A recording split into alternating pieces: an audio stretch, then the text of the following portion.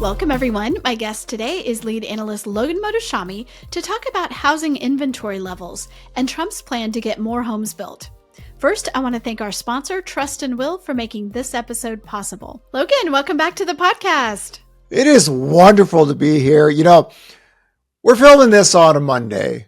And of course, on Friday, we had the China news and then some, more tariffs and, 100% of this. And then Sunday night, things calmed down. But one thing for sure is that the weekend tracker might have nailed my call for, getting to the yearly highs before the seasonality kicked in. And that's when I saw the data first and I saw the inventory have a noticeable fall, I think, man, I might have run out of time for 2025. So this has been for the last couple of weeks. You've been really looking at the inventory specifically, and because it's very unusual for our inventory to peak, well, since the pandemic, right, to peak in August. Is that correct? The irony is that a lot of people are now finally figuring out something changed within the housing market, but it started mid-June. It did. And unless you're tracking housing with live data, but have a working model, you really probably wouldn't have seen it happen. And what I saw in mid-June was mortgage rates hadn't really gone below 6.64%, but the inventory growth was slowing down. It's kind of stabilizing. And it's like a little bit early for that to happen. So then, we go into July, make some holiday adjustments, same story, very slow. But then mortgage rates started to go lower and they really broke that level. That's very key for housing data. And then all of a sudden, inventory declined slightly in August. Now, I thought we would get back to the yearly high before the seasonality, and I was only off by like less than 3,000. It wasn't a lot. And then we get a little bit of growth and then we go to the seasonality decline. That did not happen.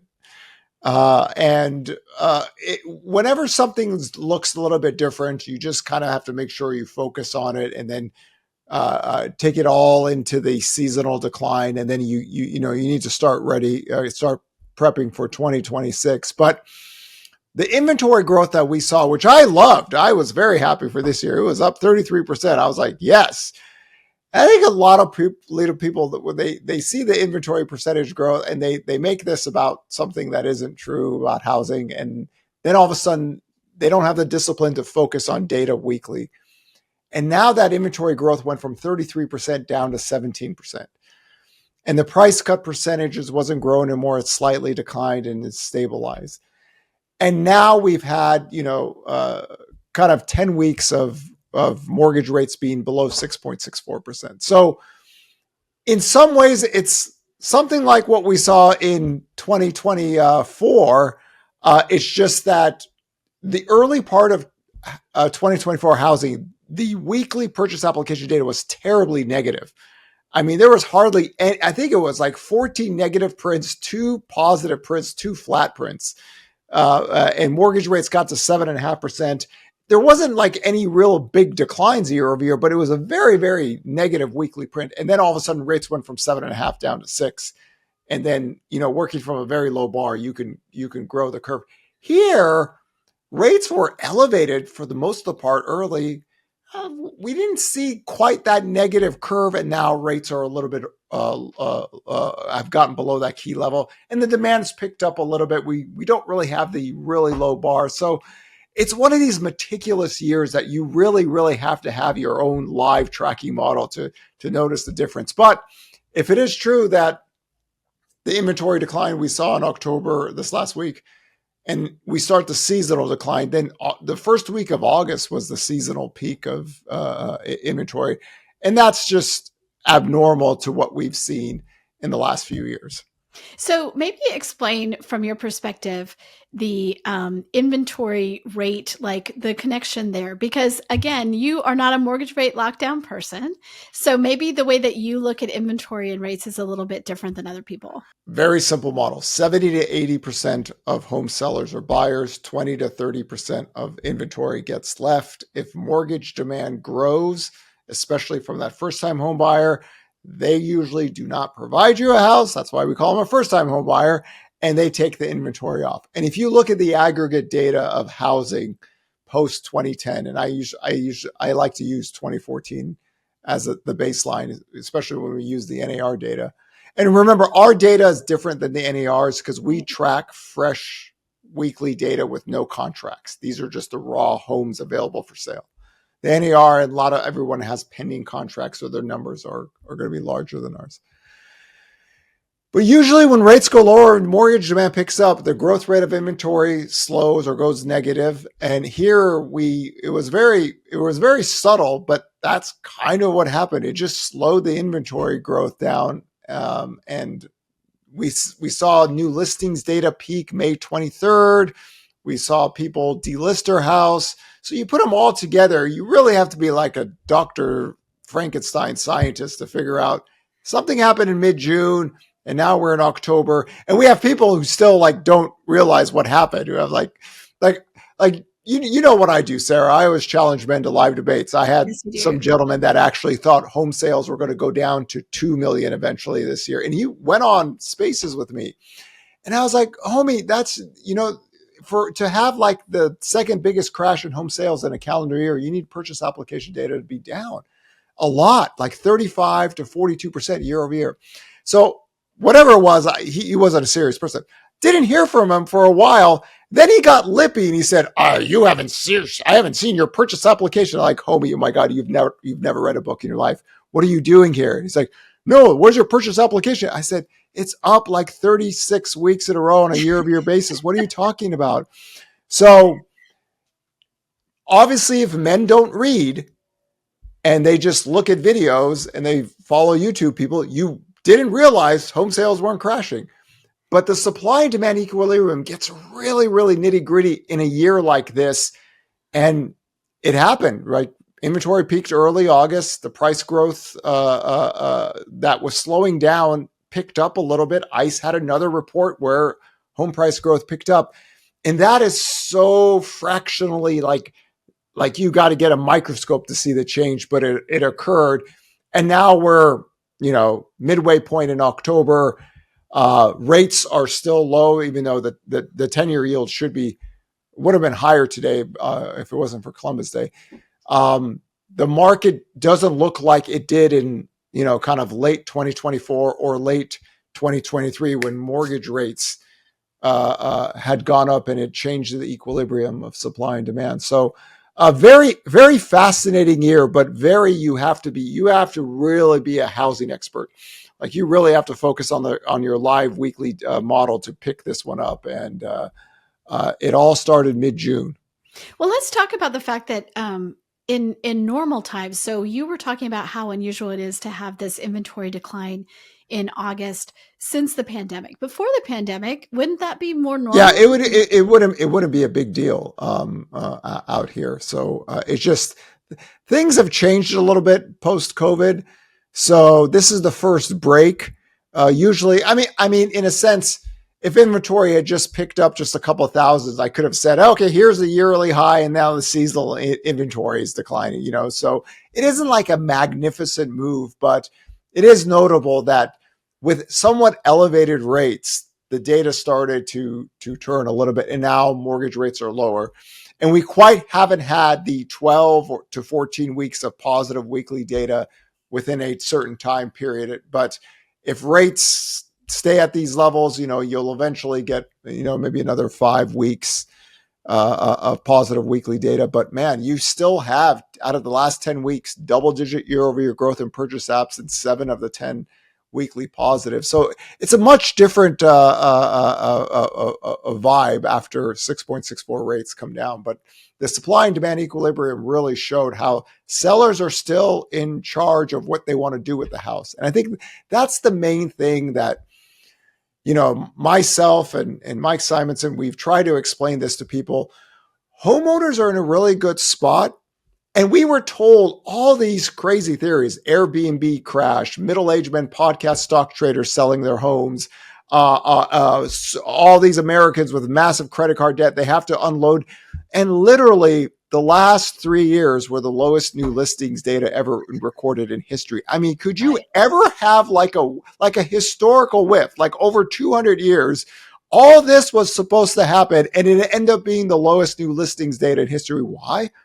Because homeowners are in good financial positions.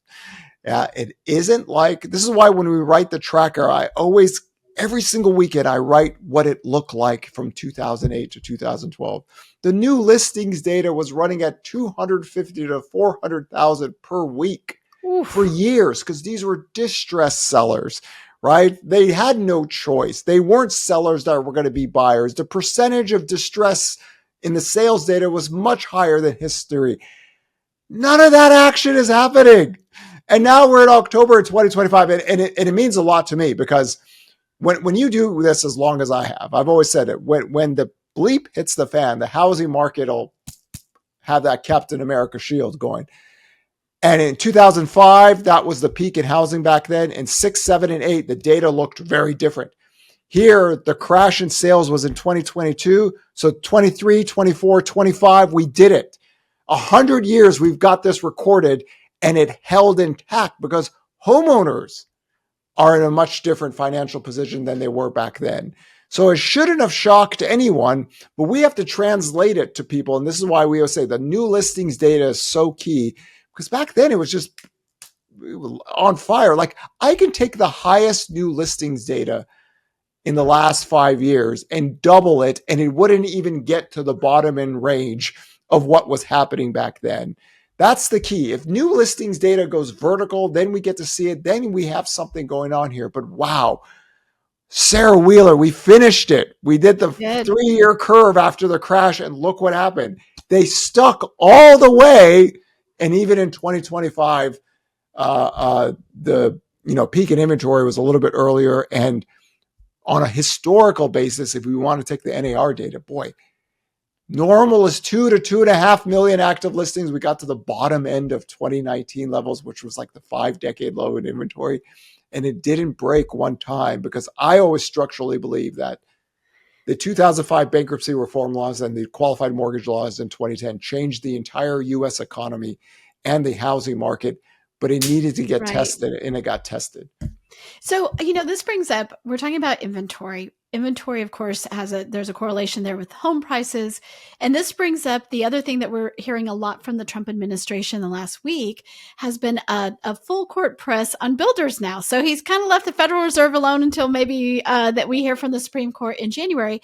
And what he has done is really say, hey, builders, you need, the big builders, especially the big public builders, you've gotten a lot of, help from the government. I'm not sure what he's talking about there, but he's like, you need to start producing more units. But this is something you and I have talked about, that like, it's tricky, because if you really flood supply, even if it's possible, if you flood the supply, everyone who owns a home, their home becomes a little bit less. And if you're trying to buy a house, it's not maybe the wealth building, tool that you think. So give me your take on this, Logan. First of all, the builders cannot mathematically flood the housing market. Ever. Okay. This is when we look at the one time in history where their completed units went above historical trends was 2008. And that was 200,000 homes. That was it. We have over 147 million housing units. And the worst the builders got was not even 200. It's a little bit under 200,000. The builders cannot flood because they take they buy the land. They have the option on the land, then they take a contract.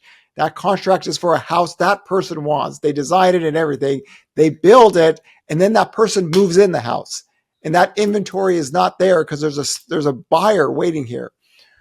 What some people are looking at the Trump administration, and some market people are saying that it doesn't make sense because, and this is where I disagree with everyone on another thing.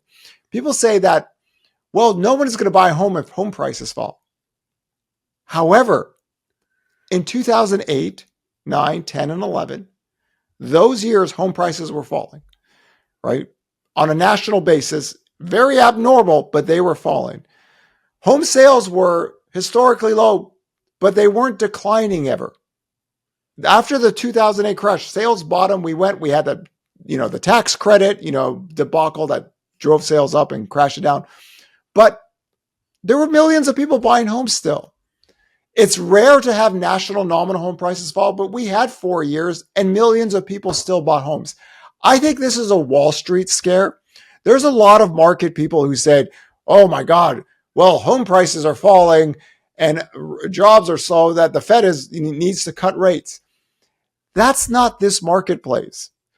Homeowners, people say, well, if people see their values fall, they'll spend less. Homeowners are in such good financial positions, is that this is a stock trader's mentality, that they're good. They're consuming goods and services. And like literally, I was telling the person, I said, look at Redfin's. You're using Redfin's data. Redfin's data is up 2.1% year over year. And you're talking about home prices declining to where the Fed, oh my, Sarah, I don't know when we lost the men in this country, but something happened that I think it's after 2008. We've created what we call now the fragile Fraggle Rock crew, like literally just panicking. And again, because there are areas where prices are falling and affordability gets better, because supply is growing, that's a positive. The housing equilibrium is working itself up. You cannot think that every person in America is a middle-aged podcast stock trader and will act as such. And even back in 2008, 9, 10, and 11, we still had millions and millions of people buy homes, right, in that context. What's So interesting? So I bought a home like a year and a half ago. I have not since that time seen if it's gone up or down, because I need a place to live. I like this place. I chose it. I'm planning on staying here for a decade, maybe if I'm lucky. So it's like, why do I care what it is at the moment? In 10 years, I figure it'll be fine if that's what I this want is to do. where my old statement, one of the first things I ever wrote, and God, it's been, man, time flies. It's 14 years I've been doing this. I said, housing is the cost of shelter to your own capacity to own a debt. It is not an investment. I totally get the investment side. I totally get what everybody's thinking, the wealth building. I don't care about that. I look at it as shelter cost. Because if I look at it as shelter costs, then I could explain why millions and millions, we have near 5 million total home sales existing in new home sales in 2023, 2024, and 2025. And people go, why would anybody buy a house? Home prices could fall. And, it's so expensive. Homeowners are a different breed, right? They're not these guys on social media. Have you seen some of these guys? Like the guy that I was talking about over the weekend, who thought he was so off Wheeler that I ran a model with this. He needs the next 4 housing reports to show zero, no homes bought whatsoever, and take back at least 890,000 of the homes in the past for HPI. That's not how it operates, because people live. They buy homes to live in. They start their families. They have a job. They have all these things. And this is not what market participants think of when they look at housing. That's why rule number 1, cost of shelter, right? And if you look at it in that way, when affordability gets worse, less people buy homes, right? If affordability gets bad for a seller that wants to be a buyer, that person stays in their house. Because a lot of people say, well, back then there was not enough equity for people to sell. Now there are tons of equity, so there's going to be a rush of sell. That didn't happen either, because it's your house. And men and women who are listening to this, y'all need to get off of this, fragile mindset that everyone's on the brink of the end and they will rush to sell. If that happened, trust me, I will come up here and let everyone know, oh God, the new listings data is breaking. Okay, Yep. this doesn't look good. And we had this for 4 years back then. Now it was the lowest. And again, if it wasn't for the brief recession and COVID, we still have the longest economic and job expansion in history out there. So I embraced the fact that inventory went up. I had nothing but smiles on my face. And we have all these men running around. Oh my God, home prices might fall 0.4%. Oh, people aren't going to. No, homies, guys, homeowners are not that way. They go to work. They take their kids to school. They cook dinner. They don't look at the markets 24/7 like these people do. And I think that's something as a country we need to get rid of out there, because, if you look at it, the last 3 years make total sense. Right? Home sales crashed, affordability got hit. We're a qualified mortgage world. There's no more fluff loans. And homeowners are just, hey, we're good. We're all good. So let me ask you this, because whether it's trying to get lower rates, Trump, pressuring the Fed, or trying to build more houses, the problem we're trying to solve here is how home affordability, right? And that many people call this a housing crisis. The Trump administration has called it a housing emergency. Like, what do you think would get us back to normal? Or in your mind, is there a crisis right now in affordability? So if you're going to deal with affordability, it has to be done through time, right? The rates aren't going down to 3 to 4%. Okay. Right. Prices aren't crashing 38%. And wages aren't, exploding higher. I think that, the Fannie Mae model said like, whatever, you need 38% home price to fall down, or mortgage rates at 2.25%, or wages go up 6%. None of that's happening. Okay. But in time, wages grow, price growth cools down, right? And every year that happens, with rates falling a little bit, housing gets a little bit more affordable. And throughout time, that's how it gets fixed. So there is no easy fix. This is why I was team higher rates early in 2021. I knew this was not a good thing, because this is not an easy thing to fix, right? The builders can't fix this, right? The last decade, for people who didn't know me, I don't believe the builders underbuilt. Sarah and I, we've had this talk for We 5 years. I have never thought the builders underbuilt. Why? Because the builders build on their demand curve. And my working thesis back then was that we were going to have the weakest housing recovery ever recorded in history. Now, housing was really affordable. There was a lot of inventory, but the whole system was still broken. We had debt deleveraging that needed to happen. The demographics weren't good for housing. We were never going to get 1.5 million housing starts until years 2020 to 2024. That is a long tail call from 2010 all the way down to the decade. But it happened because new home sales weren't growing fast. And we're talking about the lowest levels ever. Missed sales estimates in 2013, 14, 15, and 18. So it's a very slow and steady, and the builders did accordingly. They have to make money. And the excess profit margins they did have post-COVID, they used it to pay down the rates. So I don't know if Trump's just doing his Trump thing, trying to talk down the builders, or we've given you loans or monies and all that stuff.